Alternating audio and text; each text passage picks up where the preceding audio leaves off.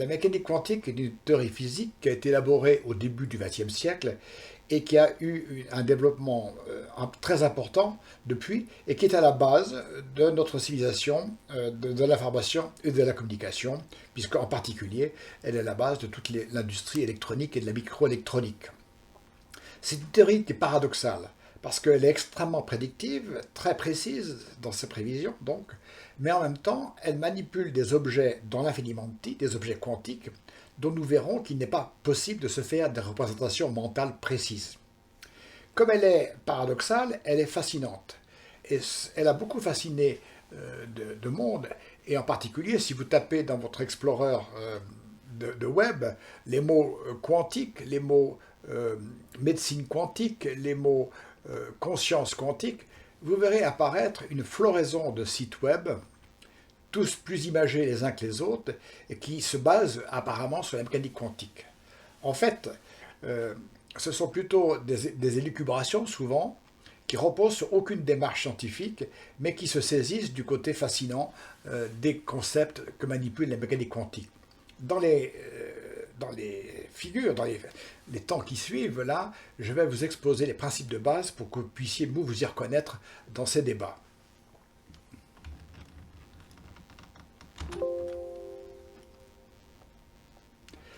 Alors, tout d'abord, il faut classer les grandes théories physiques.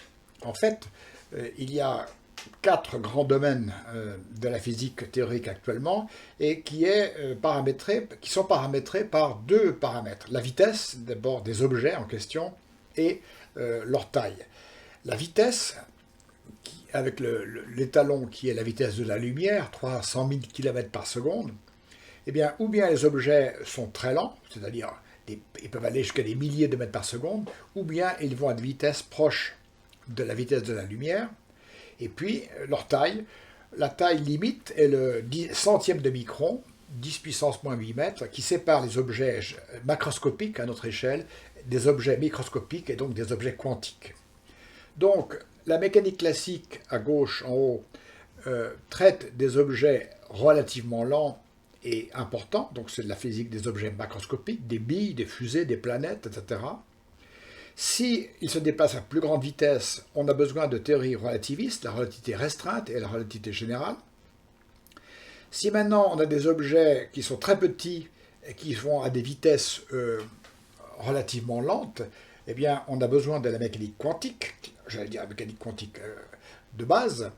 Et puis, si ces objets quantiques se déplacent à des vitesses proches de la lumière, on a besoin d'introduire la théorie quantique des champs. Et à terme, on devrait avoir une théorie unique qui serait la relativité quantique, qui permettrait de marier toutes les propriétés et toutes les possibilités de la mécanique quantique et de la relativité restreinte. Mais on en est encore loin. Alors, quand on traite de la physique, on traite un système avec 4 acteurs. C'est une pièce de théâtre avec 4 acteurs. Dans les laboratoires, dans la vie courante, vous avez des objets qui constituent la matière. Ces objets sont soumis à des forces, se déplacent et donc ont des énergies. Et tout ceci se déplace dans un référentiel qui est l'espace, un espace à 3 dimensions. Il nous faut 3 nombres pour caractériser la position de nos objets dans l'espace. Et puis le temps, il faut une horloge quelque part pour mesurer le déroulement du temps. Mais quand on va traiter l'infiniment petit, est-ce que ça c'est suffisant? On va voir que le rôle de l'observateur va devenir important parce que plus on observe dans l'infiniment petit, plus les outils qu'on utilise pour observer vont perturber le milieu que l'on étudie.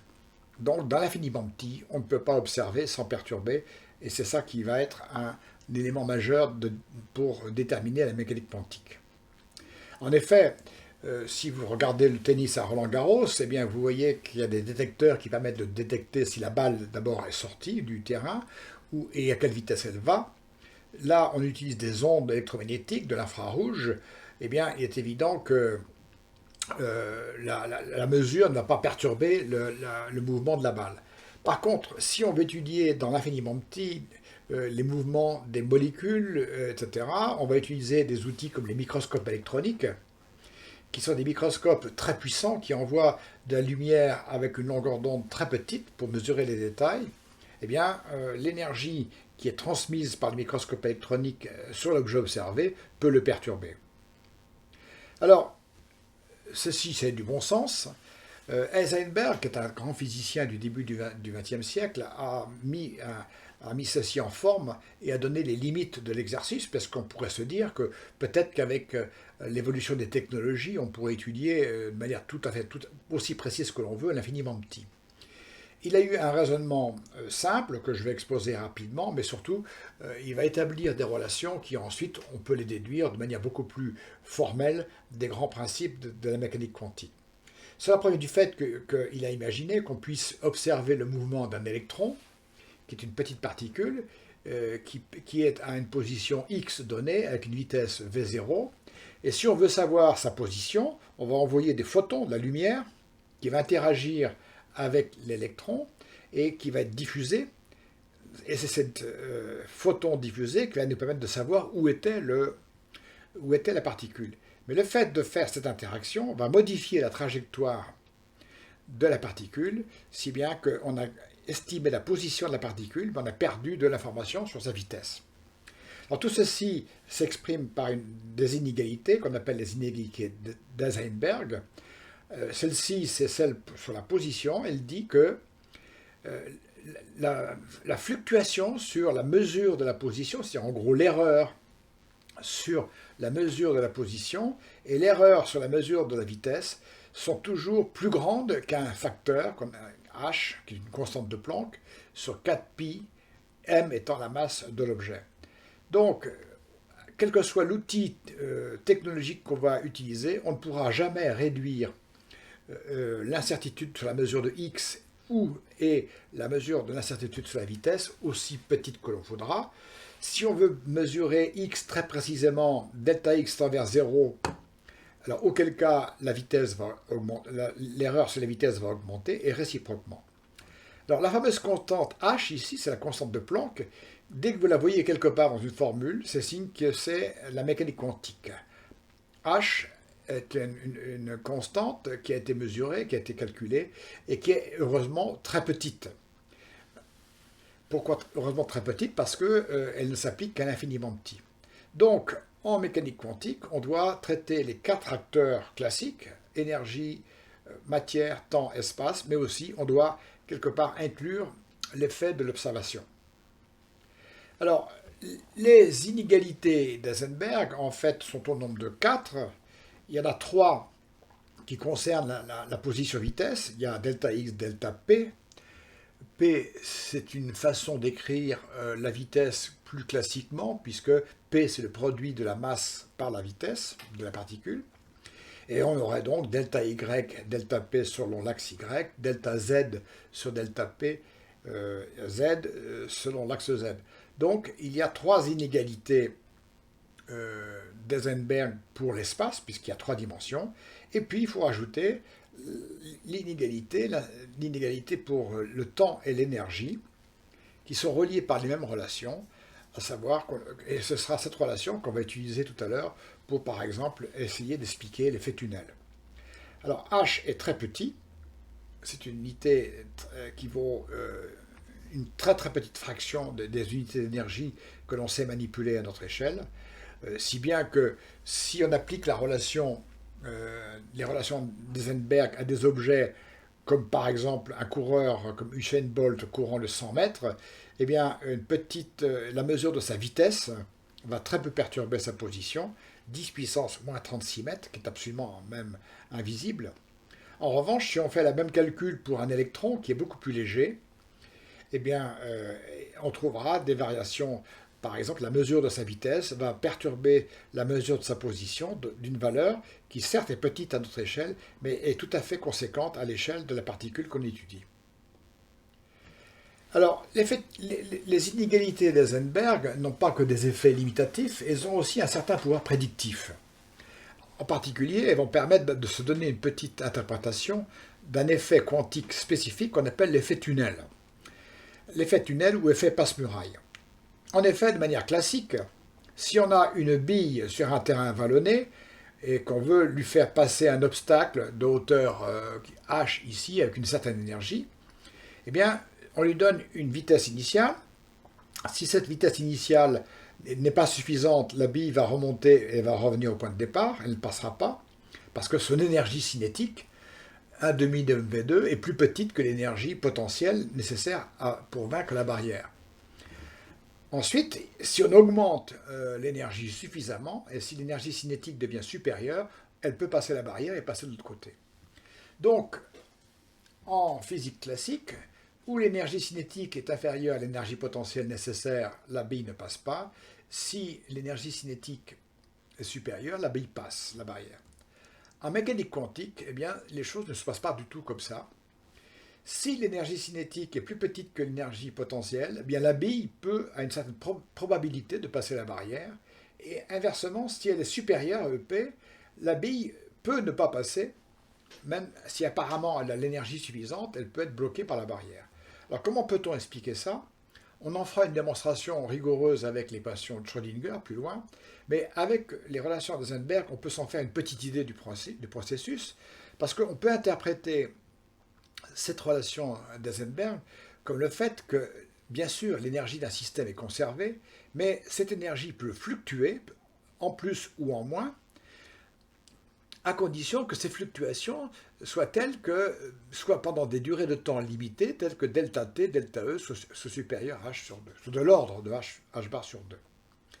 Donc, on peut interpréter l'effet tunnel par le fait que si une particule quantique arrive avec une énergie cinétique inférieure à l'énergie potentielle nécessaire, c'est une énergie cinétique moyenne autour de laquelle il y a des fluctuations et, quelque part, de temps en temps, avec une certaine probabilité, la particule peut avoir une fluctuation d'énergie positive suffisante pour traverser la barrière, à condition que ce soit par un temps delta t très court.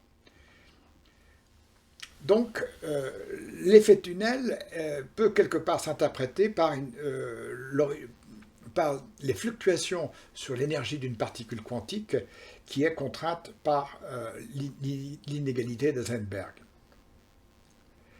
Alors, l'effet tunnel, c'est pas qui peut paraître un peu bizarre ou un peu paradoxal à nouveau, puisque c'est le mot qui caractérise souvent la mécanique quantique, eh bien, a quand même des applications importantes dans la vie, puisque au début du XXe siècle, on a découvert la radioactivité de noyaux qui spontanément émettent des particules. En particulier, il y a des noyaux qui émettent des particules alpha, qui sont des noyaux d'hélium avec 2 protons, 2 neutrons.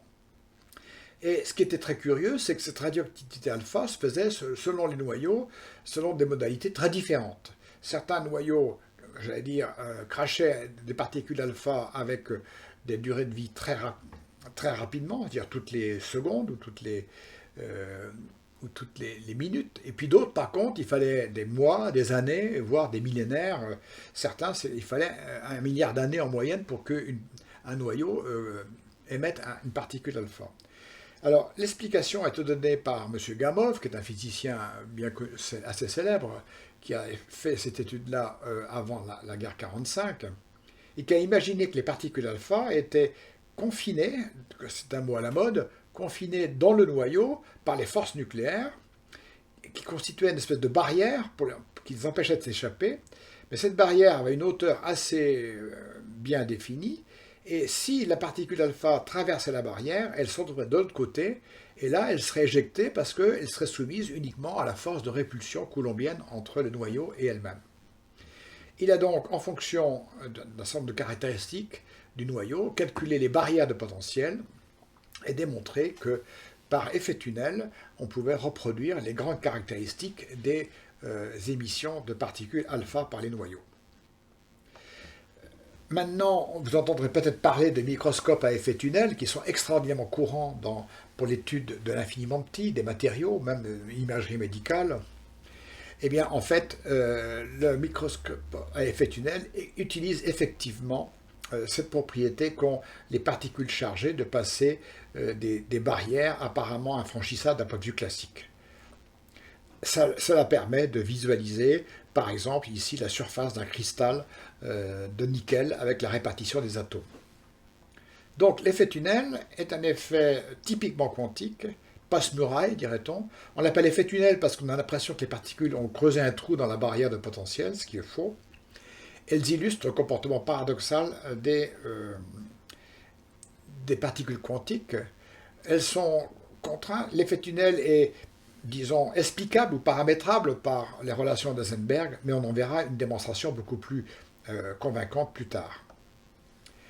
Alors maintenant, on a déjà un deuxième aspect qui va apparaître assez vite au début du XXe siècle sur l'infiniment petit. Il s'agit d'abord de la lumière. Alors la lumière a été étudiée depuis les Grecs et ensuite a été transmise par les physiciens arabes, en particulier qui ont fait de l'optique et qui ont défini la notion de rayon lumineux. Et puis à partir du XVIIe siècle, lorsque la physique moderne, quelque part, est apparue avec ses méthodes, eh bien, on a vu apparaître deux écoles pour caractériser la lumière. Il y avait les partisans du phénomène corpusculaire, comme Descartes et Newton, qui imaginent qu'un corps lumineux émet des petites particules qui vont atterrir sur les yeux des gens qui les observent, alors que Huygens, lui, qui travaillait beaucoup sur l'optique et les lentilles, a pu démontrer certains aspects qui disaient que la lumière était une onde, des ondes qui étaient transmises. Alors, corpuscule ou onde, c'est le début d'un débat sur la dualité onde-corpuscule qui va nous occuper pendant un certain temps en mécanique quantique. Au XVIIIe siècle, on continue à débattre et à faire des expériences, et avec toujours cet aspect paradoxal. Au début du XIXe siècle, dans la première moitié, disons, on a l'impression que les partisans des ondes ont gagné, puisque Young a démontré que la lumière pouvait faire des interférences, ce qui n'est possible qu'avec des ondes. Fresnel a étudié les lentilles, l'optique, et a démontré que ceci ne pouvait être interprété que par des ondes. Et Maxwell, qui a fait la théorie des ondes électromagnétiques, a démontré que la lumière était une onde parmi les autres, et donc était bien une onde. Donc on avait l'impression que le jeu était fait, mais au début du XXe siècle, déjà il y avait une expérience à la fin du XIXe, mais au début du XXe siècle, patatras, à nouveau le camp des corpuscules regagne, puisque Planck, un physicien qui étudiait l'interaction entre la lumière et la matière, a démontré que lorsque la lumière transmet son énergie à de la matière, elle le fait par paquets, par petits paquets, comme si c'était des petits grains de lumière ayant une certaine énergie, qu'on appelait les photons. Einstein, ensuite, qui a eu le prix Nobel pour ceci, a démontré qu'il y avait un effet particulier qu'on appelle l'effet photoélectrique, qu'on va voir tout de suite, qui ne peut être explicable que par des phénomènes, que par des corpuscules. Donc nous sommes laissés au début du XXe siècle avec l'idée que la lumière est à la fois onde et corpuscule, et on va voir que c'est une propriété fondamentale de l'infiniment petit. Alors, qu'est-ce que c'est que ce fameux phénomène photoélectrique ? Eh bien, c'est un phénomène que vous utilisez tous les jours si vous avez des panneaux photovoltaïques sur votre toit, puisqu'il a été observé par Hertz à la fin du 19e et expliqué par Einstein. Il se trouve que certains matériaux, lorsque on les illumine avec de la lumière, ont la propriété d'émettre des électrons qui sont arrachés par la lumière du matériau.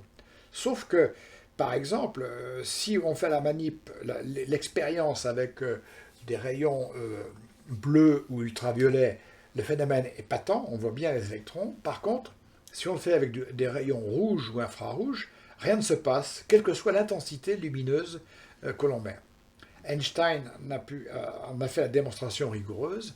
Ceci n'est explicable qu'à condition que la lumière, quand elle échange son énergie avec les matériaux ici, elle le fait par paquet, par photon, d'une énergie qui vaut h, la constante de Planck, nu, la fréquence. Et donc, si la fréquence est trop basse, comme dans l'infrarouge, vous n'arriverez jamais à avoir assez d'énergie pour éjecter un seul électron. Par contre, si nu est supérieur à une valeur critique, vous êtes par exemple dans l'ultraviolet ou dans le violet, vous verrez le phénomène qui apparaîtra dès le premier photon. Donc, tout se passe comme si la lumière se propage effectivement comme une onde. C'est ce que Huygens, Fresnel, Maxwell ont démontré. Par contre, quand elle interagit avec la matière, elle se comporte comme une corpuscule, qu'on peut appeler photon, avec une énergie bien particulière, E égale H fois la fréquence. Alors, est-ce que c'est une propriété que de la lumière? On va le voir. En attendant, je vous présente ici la photo d'un toit qu'on peut qualifier d'un toit d'un mécanicien quantique, puisque ce sont deux types de capteurs, et les deux capteurs utilisent les deux propriétés ondulatoires et corpusculaires de la lumière. En haut, vous avez un capteur, un capteur classique thermique qui absorbe toutes les ondes lumineuses du Soleil, qui est un capteur thermique, alors que celui-ci, en dessous, est un capteur photovoltaïque qui utilise la propriété corpusculaire de la lumière. Alors, en 1923, il y a un de Broglie, qui était plutôt presque un philosophe des sciences, qui est un Français, un des rares Français qui ait beaucoup contribué à la mécanique quantique, et qui a publié une thèse retentissante dans laquelle il étendait les propriétés de dualité onde-corpuscule de la lumière à toutes les particules de matière. Et ceci, à partir de ce certain nombre de considérations, il aboutit à la conclusion qu'à toute particule de masse m au repos, et qui a une certaine vitesse, on peut associer une onde qui a une longueur d'onde lambda qui est égale à h sur p, sur h sur mv, la fameuse constante de Planck sur le produit de la masse par la vitesse. La masse pouvant être corrigée par des effets relativistes si la particule va très vite. Alors ceci est tout à fait remarquable et tout à fait simple. Et donc, quelque part, pour de Broglie, il résolvait le problème de la matière, qui est à la fois onde et corpuscule. Il y a eu une confirmation tout à fait éclatante 2 ou 3 ans après, puisque des physiciens Davison et Germer ont fait des manips dans lesquelles ils envoyaient des électrons, des faisceaux d'électrons sur des cristaux. Or, on savait déjà que lorsqu'on envoie de la lumière sur des cristaux, eh bien, on obtient ce qu'on appelle des figures ici de diffraction tout à fait spécifiques des ondes émises et qui sont liées à la relation entre la longueur d'onde de la lumière émise et la maille du réseau cristallin que constitue le cristal. Eh bien, Davison et Germer ont montré que les électrons avaient exactement les mêmes figures de diffraction, donc démonstration expérimentale éclatante du fait que de l'idée de Broglie que même les électrons se comportent donc comme des ondes, et on verra plus tard pilotés par des ondes. Vous trouverez peut-être dans la littérature souvent le nom de mécanique ondulatoire pour la mécanique quantique. C'est le nom qui était lié, qui a été donné par Louis de Broglie et qui correspondait donc à une mécanique des particules associées à des ondes, sachant que désormais on parle plutôt de mécanique quantique. Donc voilà, est-ce que la messe est dite? Est-ce que tout est prêt? Bon, il y a tout de suite se poser un gros problème, c'est la nature de cette onde et comment peut-on calculer son évolution. En effet, si dans l'idée de Broglie, il y a un côté extraordinairement paradoxal qui est lié au fait que si, dans notre monde, à notre échelle, s'il y a deux choses qui sont vraiment antinomiques, ce sont les particules, ici représentées par une petite bille, des colliers, et puis les ondes, qui sont par exemple ici, ça pourrait être des figures d'interférence d'ondes émises sur la surface d'un étang. En effet, tout sépare ces deux entités en physique classique. En physique classique, les billes, les points, les particules sont bien localisées dans l'espace et ont une extension dans l'espace bien définie.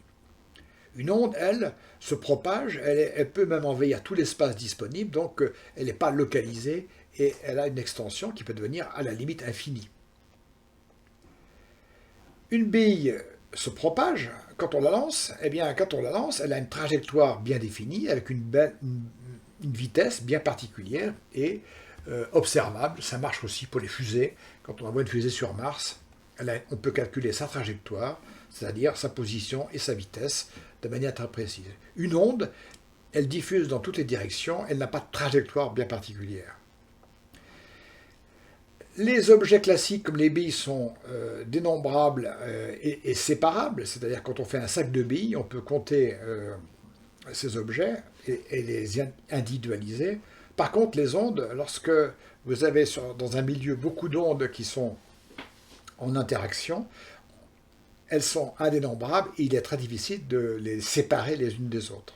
Parce que les ondes ont une propriété supplémentaire que n'ont pas les billes, c'est la superposabilité.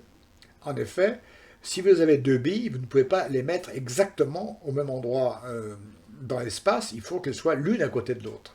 Alors que les ondes, vous pouvez très bien, dans un même milieu, émettre toutes les ondes que vous voulez, elles vont se superposer et donner à ces phénomènes d'interférence, c'est-à-dire ces alternances de phases d'éclairement et au contraire d'obscurité qui est typique des ondes.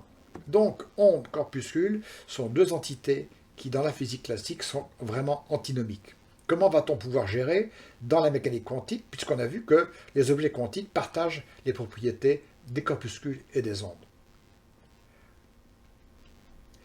Alors, pour comprendre ceci, il faut prendre une expérience mythique qui a été classée parmi peut-être la plus belle des expériences jamais faites en physique, qui est au départ l'œuvre de Young, qui est un physicien du début du XVIIIe siècle, du 19e siècle, pardon, et qui a étudié les propriétés de la lumière.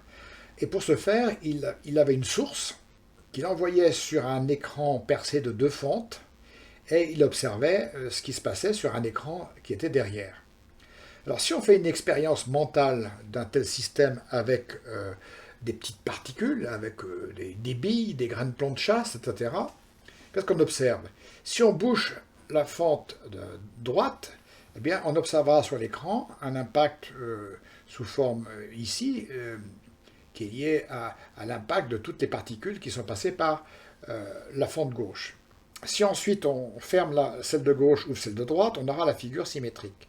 Et puis si on ouvre les deux fentes, eh bien, il y aura simple superposition des deux tâches sans autre phénomène. Ça, c'est typiquement ce qu'on appelle la figure obtenue par superposition d'objets classiques.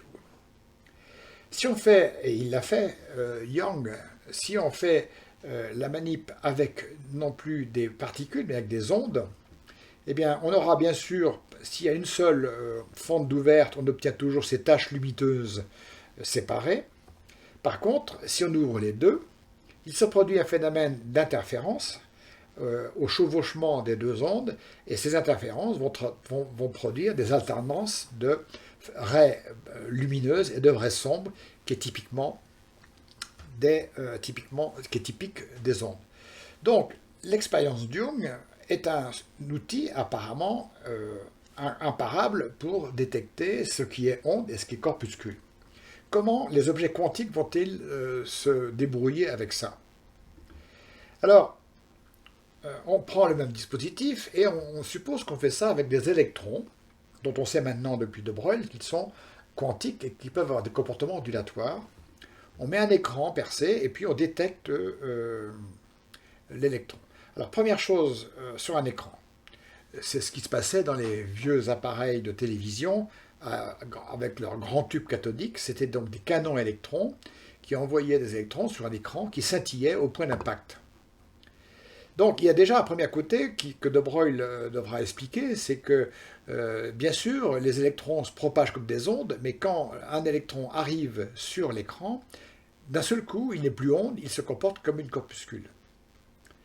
Eh bien, si on le fait maintenant l'expérience avec des électrons et les deux fentes, vous avez en bas à droite ce qui se passe.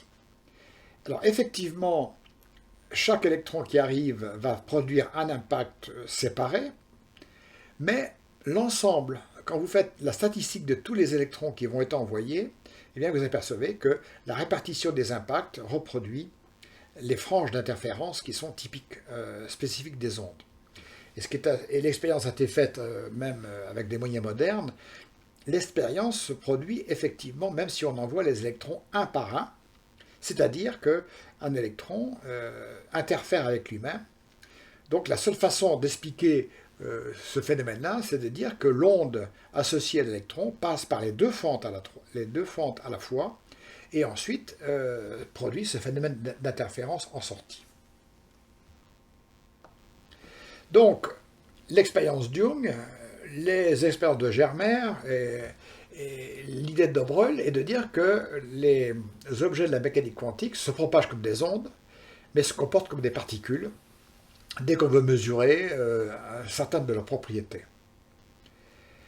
Mais donc, on a déjà une petite approximation du rôle de l'observation qui apparaît déjà, c'est que, apparemment, les incertitudes d'Eisenberg nous donnaient l'impression que c'était des aspects techniques qui limitaient notre capacité à voir très précisément le monde de l'infiniment petit. Eh bien, on se pose la question maintenant, est-ce qu'il existe entre l'observateur et la nature un brouillard? Et ce brouillard, petit à petit, on le verra de plus en plus dans la suite, c'est pas un brouillard, j'allais dire, technique ou réel, j'allais dire, mais c'est surtout le fait qu'on observe des objets quantiques qui ont des comportements très paradoxaux, dualité entre corpuscules, et on veut absolument, quand on fait des mesures, les ramener à des caractéristiques des objets de notre échelle. Donc c'est le fait de ramener les objets quantiques à des caractéristiques de notre échelle qui introduit ce flou, qui introduit ces statistiques, ces probabilités qui sont un des paradoxes de la mécanique quantique. Alors, comment va-t-on traiter ça? Comment la mécanique quantique va-t-elle traiter cette dualité? Dans la mesure où de Broglie avait l'idée qu'il y avait une onde réelle qui était associée à la particule, que cette onde guidait, une onde physique qui guidait la particule, qui elle était porteuse de l'énergie, sachant que assez vite on a vu des obstacles théoriques et surtout des obstacles pratiques, que cette onde-là, l'onde physique de Broglie, d'ailleurs dont on pouvait se poser la question de quelle nature elle était, qu'est-ce qui vibrait dans l'onde de Broglie. En fait, assez vite, on s'est rendu compte que finalement, s'il y a un comportement ondulatoire, il n'était pas lié à une onde physique associée aux particules. Alors, comment traiter ça? Alors, pour comprendre ça, les particules à notre échelle, que ce soit une bille, un grain de poussière ou une fusée, eh bien, elle a des caractéristiques stables et constantes. Par exemple, sa masse, sa charge électrique, les propriétés magnétiques, la couleur, etc. Donc les objets, on peut leur donner des caractéristiques qui sont constantes et qui ne bougent pas. Par contre, ils ont d'autres caractéristiques qui changent dans le temps, qu'on appelle les caractéristiques dynamiques, parce que les objets se déplacent. Et pour ce faire, ils ont des positions variables, ils ont des vitesses variables, et on peut, à partir de la position-vitesse, calculer leur énergie et d'autres caractéristiques. Donc un objet classique, ponctuel, pour faire plus simple, il est caractérisé par 7 nombres, puisqu'il faut 3 nombres pour déterminer la position d'un objet dans l'espace, x, y, z, ou altitude, longitude, latitude sur un globe terrestre. Il faut 3 autres nombres pour donner la vitesse dans les 3 directions, x, y, z. Ça fait 6 nombres réels, des nombres. Et puis le temps. Ces nombres varient au cours du temps. Voilà la façon de caractériser un objet classique. Les objets quantiques vont être caractérisés de manière différente. Bien sûr, ils ont eux aussi des caractéristiques stables, et qui sont leur masse, leur charge électrique, les spins. On verra à quoi sont liées ces caractéristiques fixes. En revanche, tout ce qui est dynamique, tout ce qui concerne leur évolution, n'est plus décrit par des nombres, mais décrit par une fonction. Et une fonction complexe dans les deux sens du terme, puisque c'est une fonction qui a deux parties, une partie réelle, une partie imaginaire. Et c'est donc une fonction qui se déplace dans un espace à n dimensions, qui est en fait un espace avec infini. La dimension de l'espace est infinie. Donc, un objet, à un moment donné, va être caractérisé par une fonction complexe, partie réelle, partie imaginaire, qui dépend de la position, donc qui dépend de 3 nombres. 2 fois 3, 6 et 1, 7. On a le même nombre de degrés de liberté pour la particule quantique que la particule classique, sauf que la partie dynamique est décrite par un objet mathématique et non pas par des nombres précis. Alors on verra que cette fonction d'onde n'est pas observable, elle évolue dans un espace abstrait, non physique, et que c'est à partir d'elle qu'on pourra extraire les grandeurs et les caractéristiques comme une position ou une vitesse qui sont spécifiques à notre échelle. Alors qu'est-ce que c'est que cette fonction, fonction d'onde, qui est assez mystérieuse, surtout parce qu'elle n'est pas observable?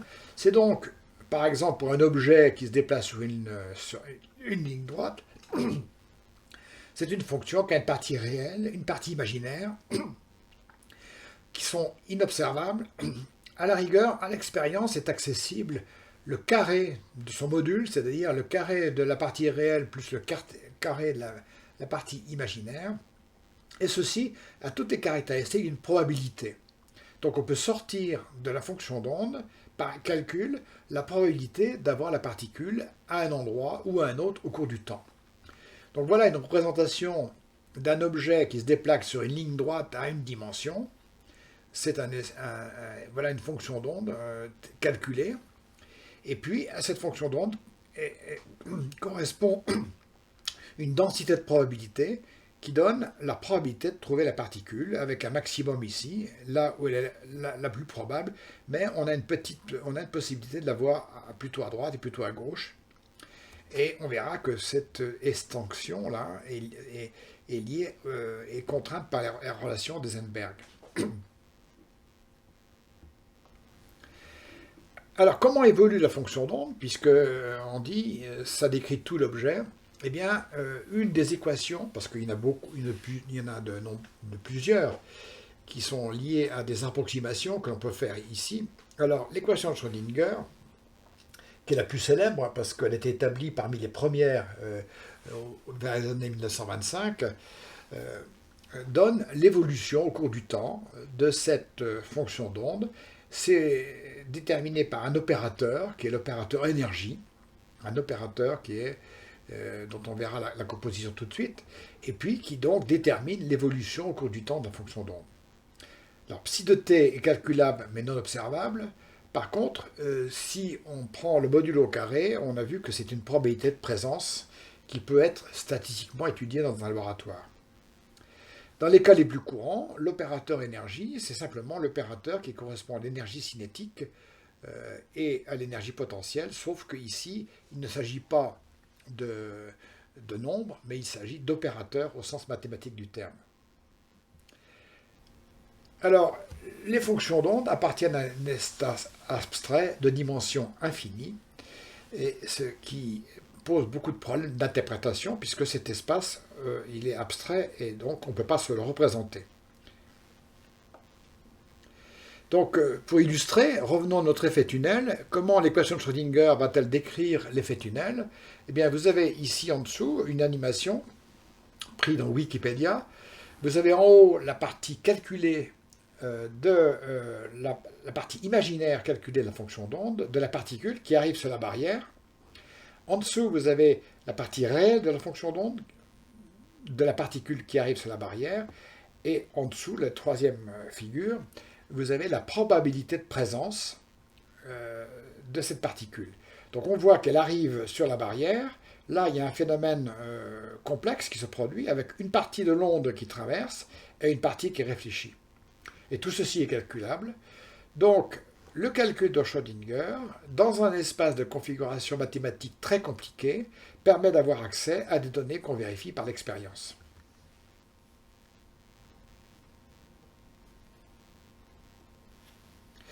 Donc, ceci explique le fameux effet tunnel qui donne une certaine probabilité à une particule de traverser une barrière potentielle, même si elle n'a pas l'énergie suffisante pour le faire. Alors maintenant, on va avoir accès à d'autres problèmes. Pas exactement, mais c'est pas des problèmes, mais c'est des possibilités. Il se trouve que toutes les particules quantiques ne sont pas libres de se propager dans l'espace, comme on l'a vu tout à l'heure pour l'effet tunnel. En effet, dans un litre d'air, il y a 10 puissance 22 molécules d'air. Dans l'univers, il y a 10 puissance 83 particules élémentaires. Donc, il y a une infinité de particules qui ne sont pas toutes libres, heureusement, parce que nous n'aurions pas de matière stable, nous n'aurions pas de bureau, nous n'aurions pas de chaise pour nous asseoir, rien ne pourrait notre environnement naturel ne pourrait pas exister. La plupart des particules quantiques dans l'univers sont liées, c'est-à-dire elles sont confinées dans une zone d'espace assez restreinte, c'est-à-dire que leur fonction d'onde, au lieu d'avoir la possibilité de s'étendre dans tout l'espace comme une particule libre, eh bien elle va être limitée, confinée, le mot à la mode, c'est-à-dire que sa fonction d'onde doit être bornée, limitée et s'annuler lorsque on arrive au domaine d'existence de la particule. Donc, la caractéristique d'une particule liée, c'est qu'elle s'annule aux frontières.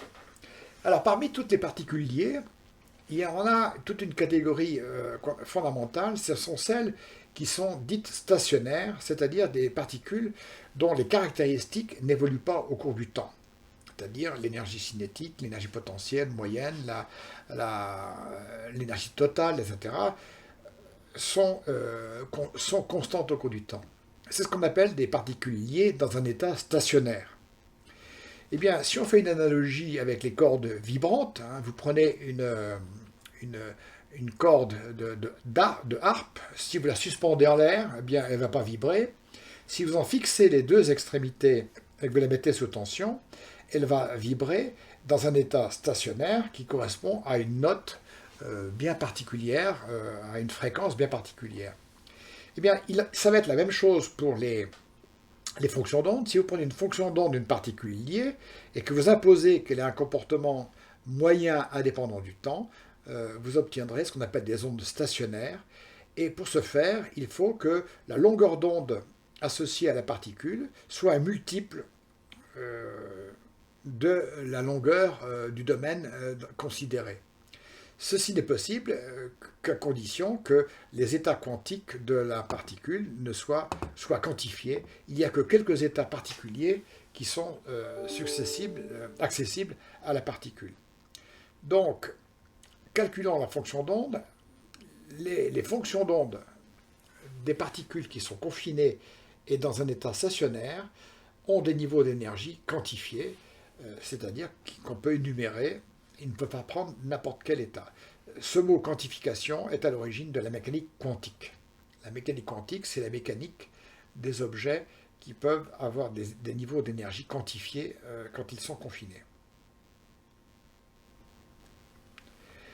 Alors, un des premiers succès de l'équation de Schrödinger, et donc pour le calcul des états stationnaires, ça a été de calculer ce qu'on appelle les niveaux d'énergie de l'atome d'hydrogène, qui est un atome le plus simple possible, puisqu'il est composé d'un proton, noyau proton chargé positivement, et un électron qui est, on disait à l'époque, en orbite de charge négative autour du proton. L'image qui est ici est complètement fausse, puisque l'électron et le proton ne sont pas ponctuels. Quand ils évoluent, ils sont gouvernés par une fonction d'onde. Donc Schrödinger a calculé à partir de l'équation les différents niveaux d'énergie possibles pour l'électron lorsqu'il se déplace dans l'atome d'hydrogène. Et là, il a obtenu de manière assez remarquable tous les niveaux d'énergie qui étaient déjà connus. À chaque niveau d'énergie, il a pu associer une fonction d'onde qui permet de déterminer la probabilité d'avoir l'électron autour du noyau.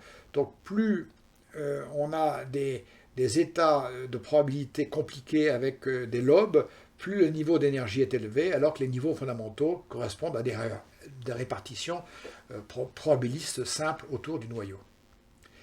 Alors, il a pu calculer les énergies qui sont correspondantes, et puis, à partir des niveaux d'énergie, il a pu calculer ce qu'on appelle les énergies de transition, ou les fréquences d'émission, à savoir si un électron est dans un niveau d'énergie excité, s'il descend vers un niveau d'énergie plus bas, la différence d'énergie va être émise sous forme d'un photon qui aura donc une énergie bien particulière, et avec la relation h nu établie notamment par Einstein, à ce photon correspondra une fréquence bien particulière et donc aussi une longueur d'onde bien particulière. Donc, il a pu reproduire ce qu'on appelle la signature électromagnétique de l'hydrogène, à savoir les raies d'émission lumineuses qui correspondent aux fréquences d'émission liées aux transitions entre les niveaux discrets de l'atome d'hydrogène. Donc succès extraordinairement important et qui sera suivi de beaucoup d'autres parce qu'à partir de l'équation de Schrödinger, on pourra calculer beaucoup d'autres propriétés de l'infiniment petit.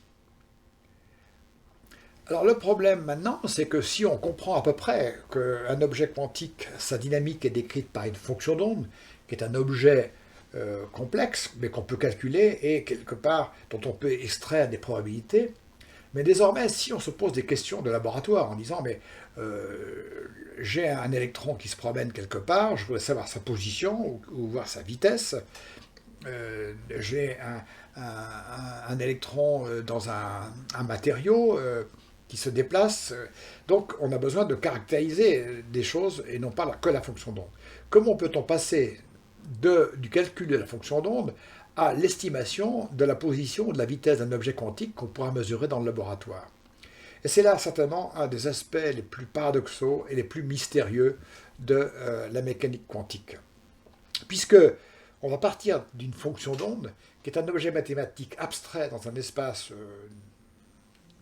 disons, de dimension, l'espace des fonctions d'onde de dimension infinie, duquel on doit extraire, pour l'observateur, pour comparer à l'expérience, par exemple, les variables de position et les variables de vitesse. Alors ceci, d'un point de vue mathématique, va se faire à l'aide d'un opérateur.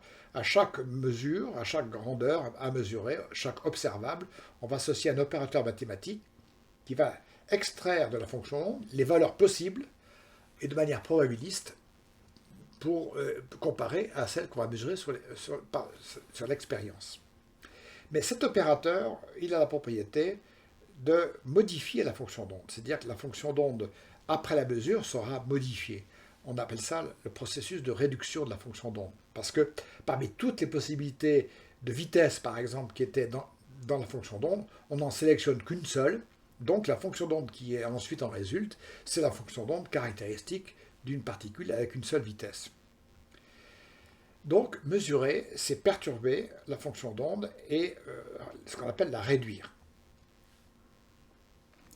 Alors, on a donc un phénomène tout à fait extraordinaire, puisque d'une part, on a en haut un espace abstrait, qui est l'espace dans lequel les fonctions d'onde évoluent. La fonction d'onde, on a un canon électron, qui dans le laboratoire va émettre un électron, qui va passer par une fente. On a mis un détecteur pour savoir où l'électron passe, et puis ensuite, on va détecter l'électron sur l'écran. Eh bien, l'électron est lancé, il va se propager que par une onde, donc l'onde psi va être déterminée par l'équation de Schrödinger.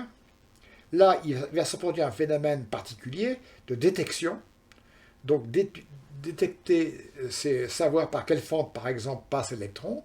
Ça va éliminer des possibilités de la fonction d'onde, donc on va mesurer quelque chose, donc on va réduire la fonction d'onde, qui va en nouveau continuer à se propager d'après Schrödinger, et après, lorsque l'électron va interagir avec l'écran, on va avoir une nouvelle réduction de la fonction d'onde, puisque parmi toutes les possibilités d'impact de l'électron, il n'y en a qu'une seule qui sera expérimentée.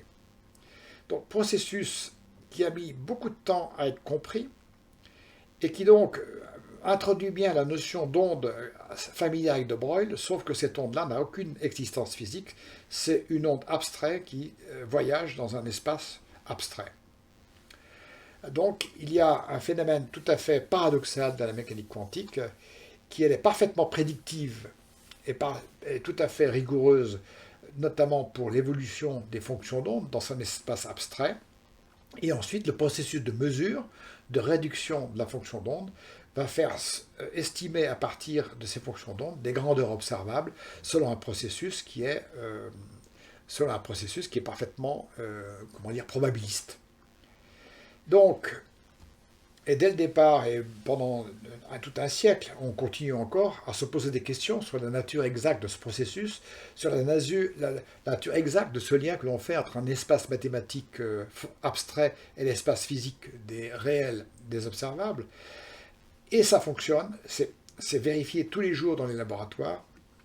Donc, comme disait Davis and Gribbin, je crois que la réalité exposée par la physique moderne est fondamentalement étrangère à l'esprit humain et défie tout pouvoir de visualisation directe. Donc, comme dirait, je crois, Niels Bohr, qui a dit que si vous comprenez parfaitement la mécanique quantique, c'est certainement que je vous l'ai mal expliqué. Voilà. Donc, nous sommes, nous sommes ici à la fin d'une première partie qui a permis d'explorer progressivement la différence qu'il y a entre les objets classiques et les objets quantiques et d'introduire cette distinction subtile entre les fonctions d'onde qui décrivent les objets de manière très précise dans un espace abstrait et le processus probabiliste qui permet d'en extraire les quantités pertinentes à notre échelle. Mais jusqu'ici, on a plutôt traité les particules isolées. Or, parmi les 10 puissance 80 particules de l'univers, il y en a un grand nombre qui sont en interaction. Donc, il nous faut étudier maintenant comment les particules, lorsqu'elles sont